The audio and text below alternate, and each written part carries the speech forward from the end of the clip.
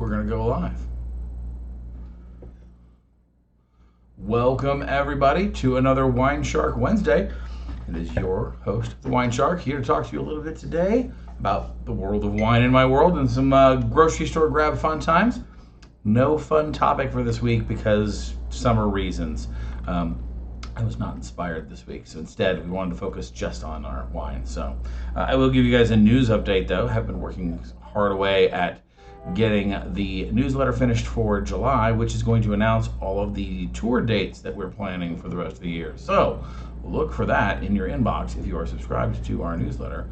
You'll be notified about the Texas and California tour dates that are upcoming, and it'll provide you a little form to sign up to kind of get on the sub-mailing list so that I can contact just those people when we have tickets go officially on sale. Started looking at venues and places to go, but all the details aren't quite there yet. So we don't quite have the go here, press ticket button, but we definitely have the when we're traveling so that you can plan accordingly, find out whether you can join us. So Donna says she hope that air conditioning is being kind to me. Yes, so the air conditioning has been pretty okay here. It's been hot up here in North Texas, but not unreasonable. So the sun is shining bright. I don't know if you guys have ever mentioned before, but I have a west-facing third floor condo, and so I get basically a baking sun that is sitting behind the camera here, and that's why the place is all blackout curtained out so that the sun doesn't both beat down and blow out the camera with washout here. So it's hot, but we're going to be drinking some cold wine because, well, it's that kind of day. Anyway, so Texas tour dates will be coming out, and let's just dive in. I wanted to talk to you about the grocery store grab today. We are featuring Talbot. This is a name I've seen before, but I don't recall actually having tried their wine. So when I was in the grocery store doing the shopping for this, this caught my eye. It passed muster for our labeling things, so our labeling standards. So for those of you that are unfamiliar with the grocery store grab, our goal is to get the best value per dollar at non-big box and non-wine retailers. Many of us shop at the grocery store for convenience or out of necessity, where help in the wine aisle might be at a absolute minimum. So we have to rely on ourselves and on wine labeling to help get us through the day and make sure we get good quality products that are enjoyable wine. So this is the front label for Talbot. It's up on the mid-premium section in the grocery store where I shop. So this was listed at $24, $17.50 after their club store discount. So basically this is an $18 bottle of Chardonnay, kind of playing in that range. So from you guys who have been here before, that $15 to $25 price point is really kind of a sweet spot where you're usually going to find widely produced, reasonable quality wines. Not the super high end of the world, but definitely repeatable quality and definite sense of place and style. So this is their Kali Hart Chardonnay, and you see right here on the front it says estate grown. So that was something else that caught my attention. So this means that all the grapes for this are grown on properties that this winery owns. Now, here on the back of the label, we want a little bit more information, though, right? We know that this is Chardonnay. We know who makes it, so we know what's in the bottle. We know where the wine, and we know roughly, or actually, we know where the grape is grown in the sense that it says it's estate bottled on Kali Hart, but that doesn't really give us a lot of information. Even me, as sommelier, has no idea where everybody's specifically named vineyards are, so we need a little bit more. And on the back of the label here, they did a great job of that. Unfortunately, there's no good shot of the back label, so I'm just going to have to describe it for you. But they have a map that actually shows California and shows specifically where Talbot Vineyards is. Now, this is a map that I picked up out of when I did a little bit more diving into this to find out some specifics. Their Kali Hart Vineyards are in a place called the Santa Lucia Highlands. Okay, so this is Monterey Bay in California, again, showing you the whole state and where this is a sub-map of. So this is about, I'd say 20 or so, a little bit more than 20 miles inland from Monterey Bay, up in the hills here in the Santa Lucia Highlands American viticultural area. They've got a map very similar to that on the back here. Basically, although they have a red star where Talbot is located, these are where these grapes are actually grown. Now, it says on the back, Kali Hart, named for Talbot Vineyards founder Rob Talbot's daughter, is our 100% estate-grown wine from beautiful Monterey. Our deep sand and gravelly soils, coupled with dramatic maritime influence, increase hang time, providing the perfect conditions for cool climate Chardonnay and Pinot Noir. Kali Hart wines are fruit-driven with perfect acidity and just a touch of French oak. So here, we're getting the little bit more information from our winemaker there. Some of those words are there's a little bit of wine language in there, and I'll parse that for you guys. But even if you were brand new to wine, you at least can get the words in there that these are fruit driven with, and now they call it perfect acidity, but that means they're going to have some acidity spared into the wine. They're leftover acidity left over, and just a touch of French oak. And again, while that is a little bit of a wine wonky word for those that are on their wine journey, that French oak brings a particular type of vanilla style flavor to the wines that we have, right? Wonderful spiciness, etc., that we're looking for. But our deep sand and gravelly soils coupled with dramatic maritime influence. So maritime climates are usually hallmarked by the fact that they have fog and direct coastal influence. Often means they have nice, bright, sunny days that then are ended with foggy evenings that help keep the grapes cool, which is a great recipe for growing grapes that preserve their acidity.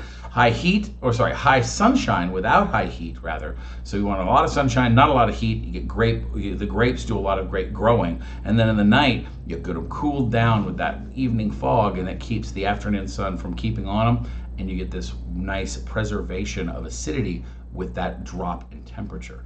So what I'm hoping for here is a Chardonnay that is on style for a lighter, fruitier style of California Chardonnay. Not something that's going to be big and buttery and, well, I hope not overly oaky. Well, they said that touch of French oak. They're indicating that they're hopefully judicious with their oak use. So that is what we're looking for. Where it's from, what's in the bottle, approximately, some flavor words about what it tastes like.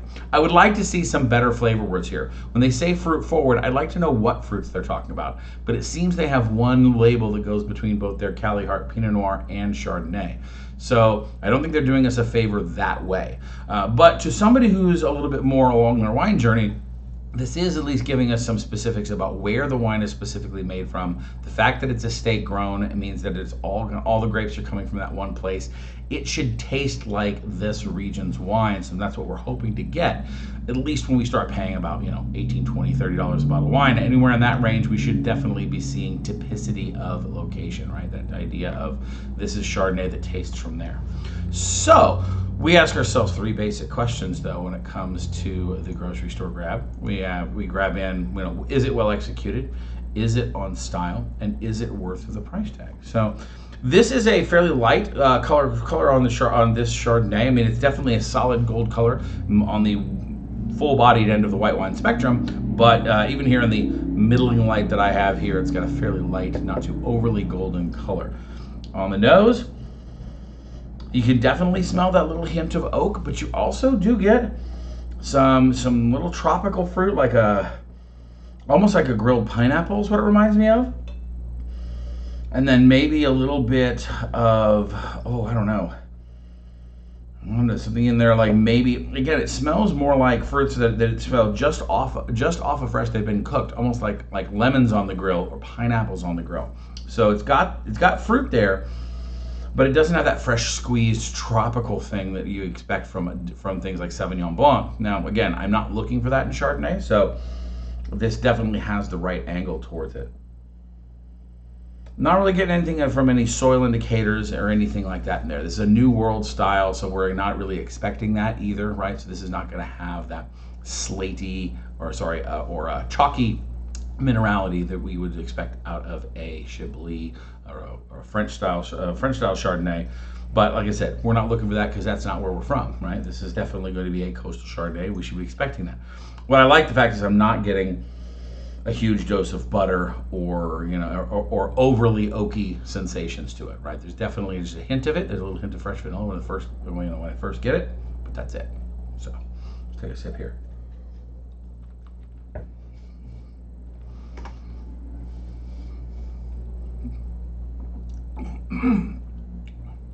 Okay, so all around around the mouth, really let it sink in.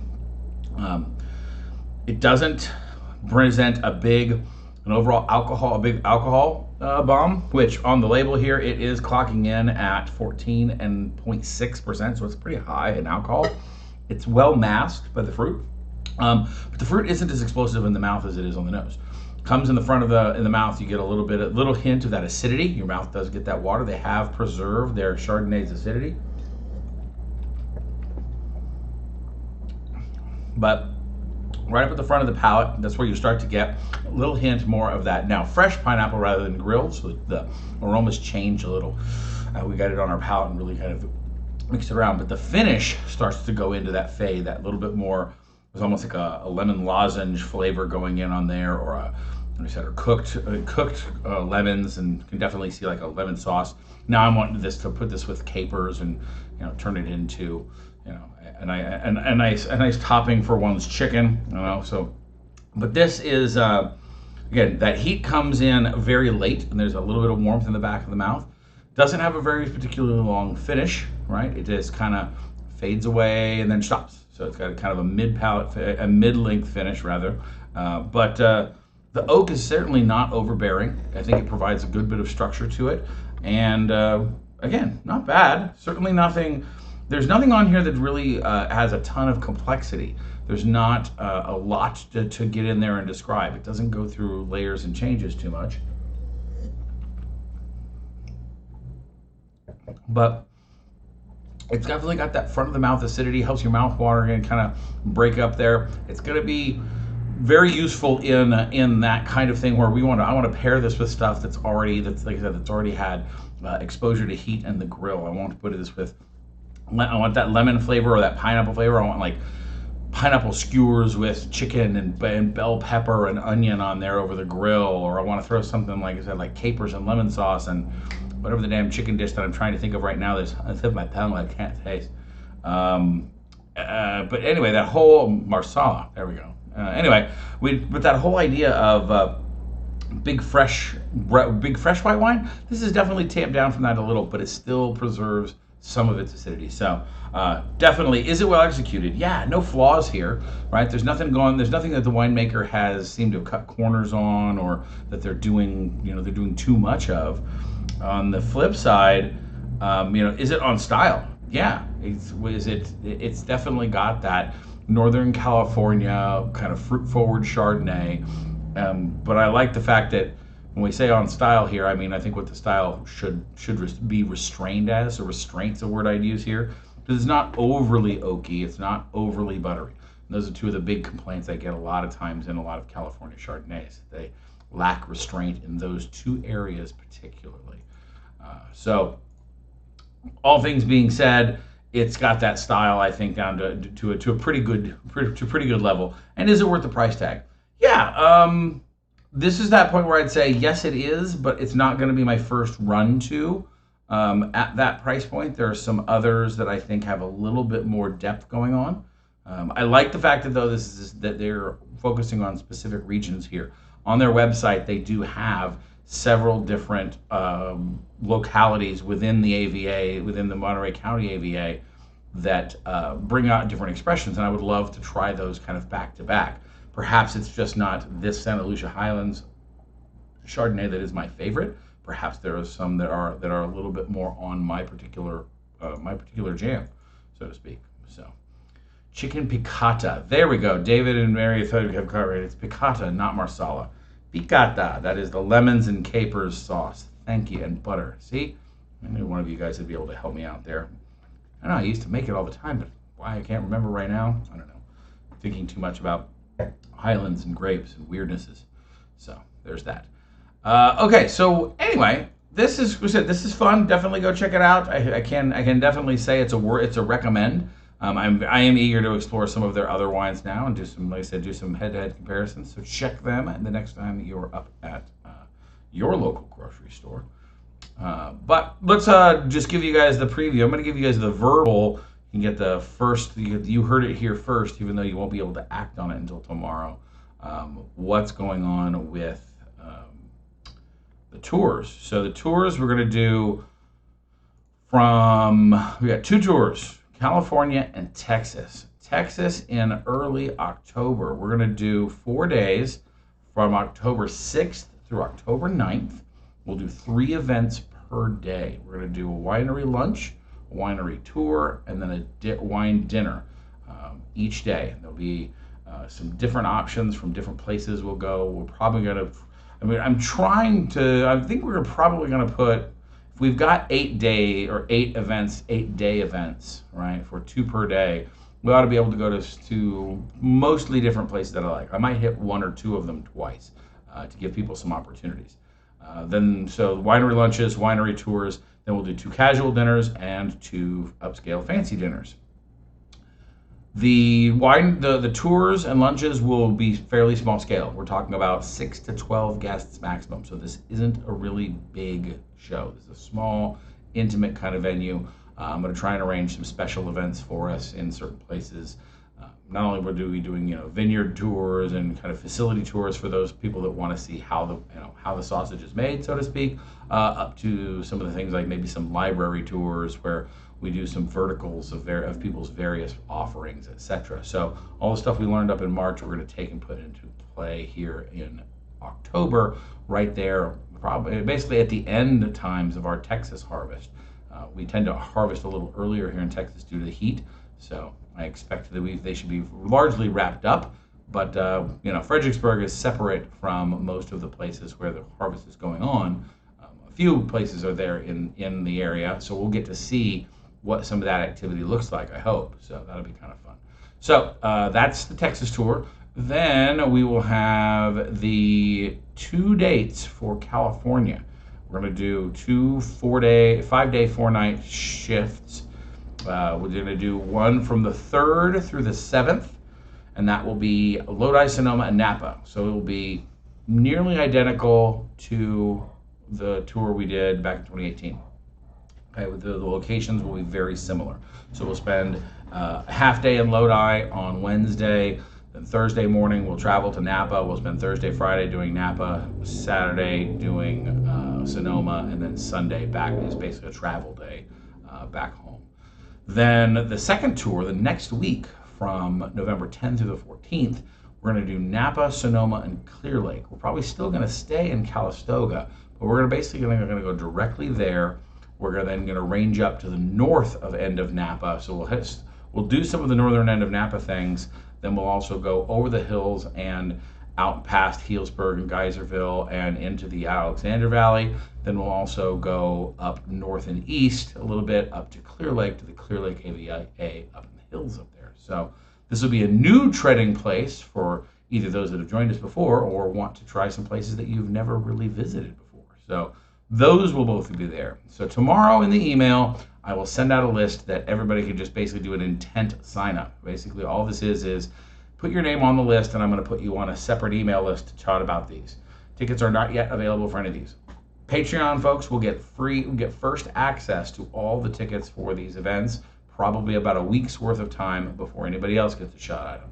So look for those to be going in stages. But what I want to do is I don't want to just blast everybody with all the information. I want people to specifically focus up, and then I'll put you on the a sub list, if you will, on my email program, and that'll get you guys sorted there. So I hope those of you that are watching either now or watching in the future, when you're not watching live, are going to join us at one of these fun things. We're going to do lots of cool stuff. The tours in Texas, basically you're going to buy tickets based on event, like I said, whereas the tours in California, it's an all expense paid thing. Basically, you'll pay a deposit and you'll pay a final chunk, and then once you're there, you don't have to worry about paying for anything once you're on the ground. So it's a real nice getaway, very kind of cruise style, as some of my guests have said. So then other upcoming events. This Friday, grab yourself a glass of pink wine or a bottle of pink wine and some friends. We're going to do the 2021 Rosé review. 6 different rosés, a bunch of different styles. We're going to review right here on our Zoom meetings. And our Zoom meetings are now free to participants, basically, but still limited in total number of connections. That way it doesn't become a complete zoo. But I like the fact that we're back to Friday, so we're seeing some more activity on there. But all you have to do is pick up a wine of your very own. We're not going to be, we're going to be going through a bunch of them, and you can join us and have a great time. It's wonderful. Sit down with a sommelier and get a great education on a specific topic. Get a lot of feedback from the rest of the community. Ought to be a lot of fun. So July 2nd, Rosé Review. On the 18th at the Tower, beer and wine down with events by Amy. So myself and Two Penny Beer will be down there and be doing a summer wine review, which ought to be fun. Then July 30th, another wine styles, another free online meeting for Zoom. That's we're going to focus on the wines of Chile. So I've got a lot of good things to teach you there about a very misunderstood wine region, and hopefully get some great examples of Chilean wine available to us. But really, kind of set the primer for being able to go explore this and looking past a lot of some of the preconceived notions that we have about Chile. Then last and finally, in August, we've got Summer Splash. That's again back down at the Tower. That's yours. That's WineShark Solo. So that's the grilled show, which will be a lot of fun. All right. Anybody questions? So Mark says Betty's back in California. Well, Betty's all over. Betty can't seem to escape the heat, though, can she, Mark? Whether she's been in California or Grapevine, you're still topping triple digits. So, although you guys up there are getting up to at this point in time, you could cook bacon outside, kind of level of hot. That's not fun. But I'm glad to see you guys pop online and come say hi. So, guys, get yourself some fun Chardonnays. And how was it? I think the last time Mark reported in, it was something like 115 there. I know that my friends in Portland got a day of 115 degrees Fahrenheit. That's just outlandish. Nobody believes that. I mean, I know it's true, but it's just truly striking, I suppose. All right. Any questions from the crowd before I sign off? I know we didn't have really a topic today. We're just kind of hanging out and talking about grocery store grab and giving you an update. But I will wait a few minutes because obviously the delay takes a minute. So I'll sit here and drink some wine and gab about something immaterial. Oh, but this is the Kali Hart Chardonnay. I did while pulling up the image for the bottle. I also pulled up their tasting notes. I didn't look at them. I waited for now. But let's see what they say on their tasting notes. Ripe stone fruit and juicy tropical notes. Well, I would agree with that. And Madagascar vanilla. They use the word Madagascar vanilla. That's I must say that is not a vanilla flavor that I have had. So, but it's very specific, which I like. You know me. These are growing notes on 2018. The version I'm trying is 2019. So. But yeah, Sing was one of the first vineyards planted in the Santa Lucia Highlands, which, by the way, only became an AVA in 1991. But this is 70% stainless steel, 30% barrel fermented in French oak, 5% of it new. So that's why their oak notes are mild and tempered. They're putting very little new oak in the mix, so they're not really hammering it, with that flavor. 9 months surly and stainless too, so they're leaving a lot of hang out with the lees right there with the yeast cells and the skins, and get that high skin contact. So, but skin contact but then surly is all about the yeast. So they're really letting that stuff hang out and get flavor. But let's see what else have they got to say here. Hillside Vineyards, Arroyo Seco, and Chualar gravelly loam soils that enable the vines to absorb subsoil minerals, creating rich, concentrated flavors. I'd buy it. With long, cool growing season, the grapes develop character. Well, I can't vouch for their character, but they might be kind of wily. Intensity and depth for which the vineyard has become famous. The Olson Vineyard resides in the southern region of Santa Lucia, along the stunning section of rolling hills and hillsides. This vineyard is composed of a selection of granite and limestone soils and enjoys warmer days to ripen Chardonnay and tropical fruit aromas with softer acidity and rich mouthfeel. So notice they've got two different vineyards, but they're still calling it estate grown because they own all the grapes in themselves. Okay, right? They're not farming it out or leasing. Well, actually, they may be leasing, but they're not buying grapes from someone else. So, 85 in Minnesota. And in Minnesota, that's still pretty hot, especially when you've got, flies. But here, yeah, it's in the 90s. So, all right, guys. Well, I hope you guys have enjoyed visiting today. Get yourself some of this Talbot. Go check it out. Bring a bottle of pink wine, and I really hope to see you guys on Friday. Until next time, I have been your wine shark. Cheers. That's good. I'm going to pour myself another glass while I wait for the video to catch up. I can do that.